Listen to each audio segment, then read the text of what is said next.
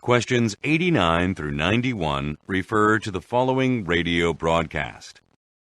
Welcome to This Week in Brooklyn on Central Radio 96.1 FM. On Tuesday, the latest phase of a redevelopment project in the Bentham neighborhood was completed. Over the last 3 months, an old toy factory has been renovated to provide studios for artists.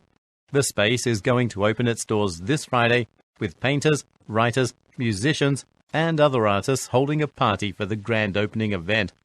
The developer of the site, who also converted the old Wentworth warehouse into apartments, hopes that it will serve to further improve the area. Now, we'll have a brief talk with one of the construction company's board members, Stephen Goddering. Number 89. According to the speaker, what will be opening this week?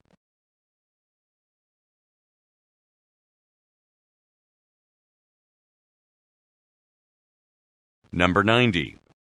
What is mentioned about Wentworth Warehouse?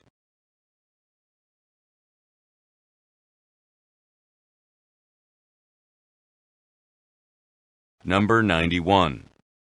What will listeners probably hear next?